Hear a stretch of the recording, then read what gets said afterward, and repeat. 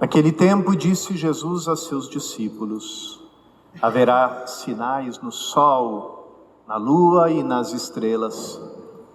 Na terra as nações ficarão angustiadas, com pavor do barulho do mar e das ondas. Os homens vão desmaiar de medo, só em pensar o que vai acontecer ao mundo, porque as forças do céu serão abaladas. Então eles verão o Filho do Homem, vindo numa nuvem, com grande poder e glória. Quando estas coisas começarem a acontecer, levantai-vos e erguei a cabeça, porque a vossa libertação está próxima.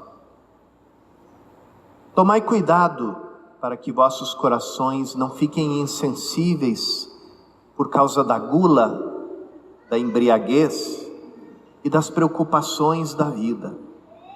E este dia não caia de repente sobre vós, pois este dia cairá como uma armadilha sobre todos os habitantes de toda a terra. Portanto, ficai atentos e orai a todo momento, a fim de terdes força para escapar de tudo o que deve acontecer e para ficardes de pé diante do Filho do Homem.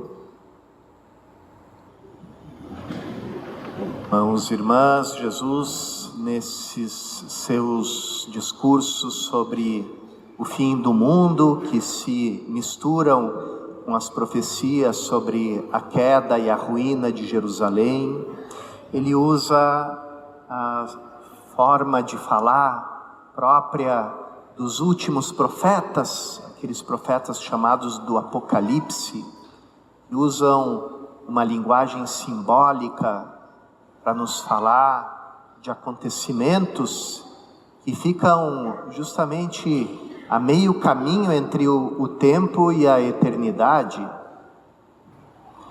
E justamente com essa linguagem aqui, como a gente escutou no Evangelho, ele nos fala desse abalo cósmico, onde os astros, as estrelas, mudam de lugar, saem da sua estabilidade e deixam as pessoas morrendo de medo.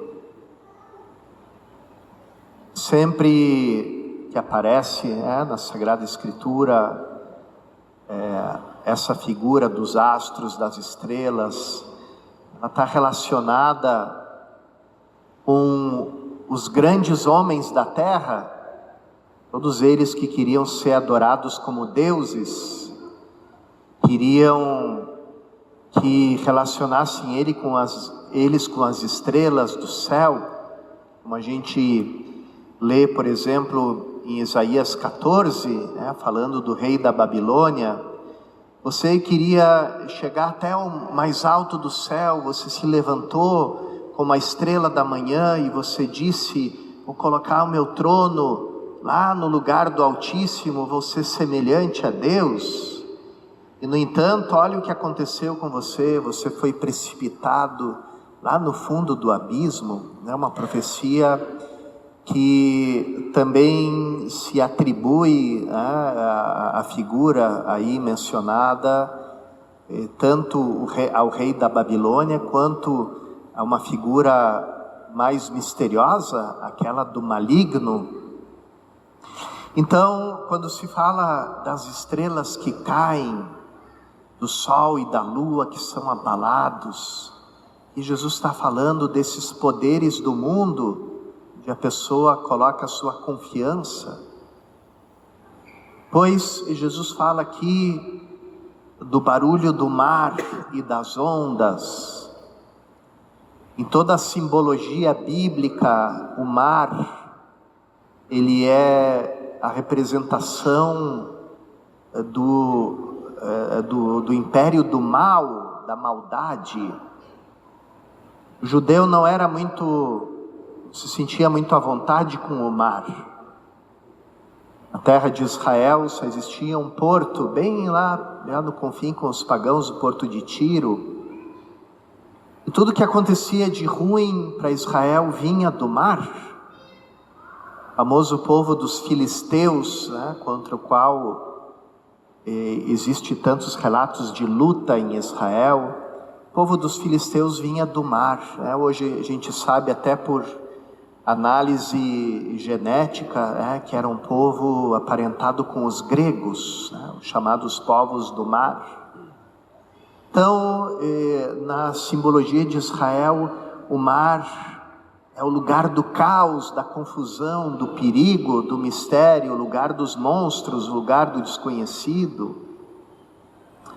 Então Jesus fala desse mar agitado, que faz com que as pessoas desmaiem de medo diante do ruído das ondas. Então, aqui é pintado um momento de grande incerteza, de grande medo, onde ninguém sabe o que vai ser do futuro. E justamente quando tudo isso acontece, e aqui a gente de novo lembra isso, né, irmãos e irmãs, todos esses sinais do fim do mundo, cada geração desde Jesus assistiu a todos eles. E não é por engano que Jesus coloca esses sinais, coloca de propósito para que a gente esteja sempre preparado, porque esses sinais, mais do que acontecimentos cronológicos, eles manifestam algo, eles manifestam que esse mundo que a gente conhece, onde as pessoas se sentem, às vezes estão à vontade, ele na verdade é passageiro, não tem consistência em si mesmo, e por isso está fadado ao desaparecimento. E quando Jesus fala dessa situação que aterroriza o mundo, as pessoas, tudo fica incerto, tudo entra num momento de incerteza, de medo, ele diz para os seus discípulos: nessa hora vocês se levantem a cabeça, porque a libertação de vocês está próxima. Então, se o povo cristão precisa se sentir livre, precisa ser libertado, é porque todos nós estamos nesse mundo numa situação de escravidão.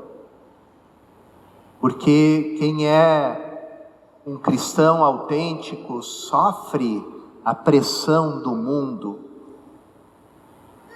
Aqui talvez um primeiro momento de exame para o nosso período de advento, né? O mundo te incomoda? O mundo te persegue? Pega no teu pé? Faz campanha contra ti? Porque se isso não acontece, você precisa dar uma parada e perguntar como é que vai a autenticidade da tua fé.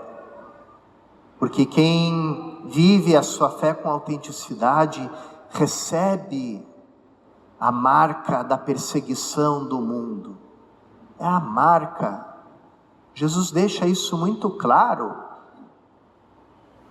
Então, Jesus fala isso e nos alerta que a gente não se torne insensível, porque com a demora, no momento de prova, o cristão se sente muito tentado a desanimar e acabar se conformando com o jeito de ser do mundo. Mas um mundo que não vive de acordo com Cristo.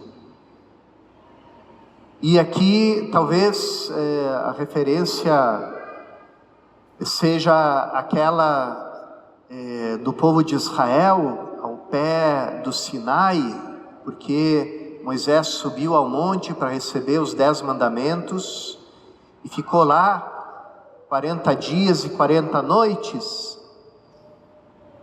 E lá pelas tantas o povo disse: Moisés está demorando. não vai mais voltar. E aí diz, então começaram a comer, a beber e a se divertir. Então isso também é a marca do mundo que a gente vive, esse desespero, porque a festa no mundo não é um sinal de alegria, porque no mundo antigo, também no mundo cristão, a festa era sempre a celebração de algo bom. Aconteceu algo bom, vamos celebrar. É o dia de um santo, vamos celebrar. É o dia de algum mistério da vida do Senhor, vamos celebrar, vamos fazer festa. Mas no mundo, por que a gente faz festa? Não tem motivo. A festa é só a válvula de escape de uma vida tediosa, de um trabalho massacrante, insatisfatório, de uma humilhação cotidiana e de um mal-estar, de uma insatisfação que existe no coração das pessoas, porque a gente está vivendo num mundo que não nos dá nenhuma razão para viver. Então a festa para nós tem justamente aquele sentido do desespero. É a última refeição do condenado à morte. Por isso as nossas festas são marcadas pelo excesso. É aquela frase terrível que sintetiza o desespero existencial do ser humano e que aparece na Sagrada Escritura tantas vezes: comamos e bebamos porque amanhã morreremos. Quer dizer, não existe um horizonte, não existe uma esperança, não existe nada para nos alegrar, não existe nada para a gente olhar e para a gente esperar. Então vamos nos afogar na comida e na bebida, vamos nos autodestruir, vamos praticar o suicídio lento e prazeroso do condenado à morte. Essa é a festa do mundo, e Jesus entende que isso é uma tentação para nós também. Como os filhos de Israel disseram: Moisés, tarda a chegar. A gente pode também pensar no nosso coração: Jesus tarda a chegar. Essa segunda vinda que ele prometeu tarda. Então sentimos a terrível tentação de que o mundo não nos incomode mais, e a gente adote a forma desesperada da existência, que é própria de quem não tem Deus, de quem não espera nada. Nós vamos começar, irmãos e irmãs, ano que vem, o grande jubileu, em Roma, no mundo inteiro. Nossa paróquia vai ser uma das metas de peregrinação. E o Papa deu a esse jubileu esse título, de peregrinos da esperança. E como é importante a gente ter essa virtude da esperança, porque ela muda a nossa vida. Dizia um antigo teólogo, falando das 3 virtudes teologais, que são a fé, a esperança e a caridade. Ele imaginava, são 3 irmãs caminhando de mãos dadas. Então tem 2 irmãs grandes, a fé e a caridade, o amor, e uma no meio delas, pequeninha, caminhando junto de mãos dadas com elas, que é a esperança. Aí quem olha de forma superficial pensa assim: bom, a fé e o amor são as 2 virtudes, estão levando pela mão a pequenininha, a esperança, Mas dizia esse teólogo: mas se você prestar atenção, você vai ver que é o contrário. É a irmã pequena que leva as 2 pela mão.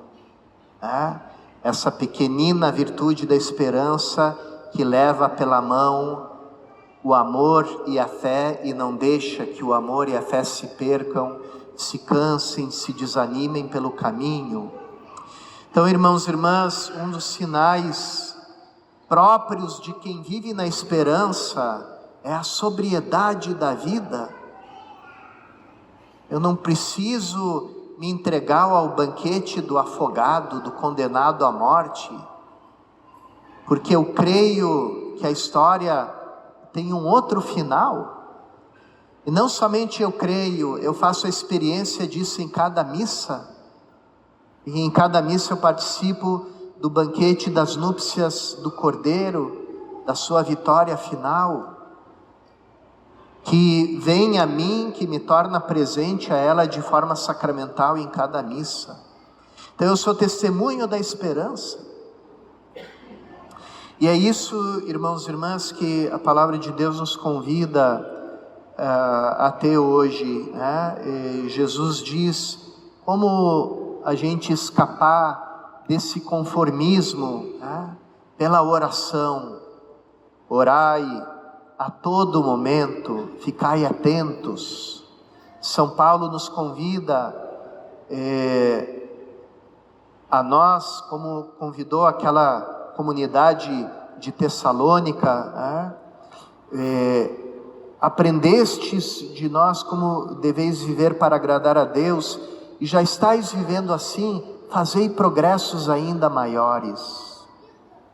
Esse tempo do advento, irmãos e irmãs, seja para isso, para a gente fazer progressos ainda maiores no nosso caminho de fé e do amor, guiados pela esperança que nos conduz com passos firmes até o cumprimento das promessas de nosso Senhor Jesus Cristo.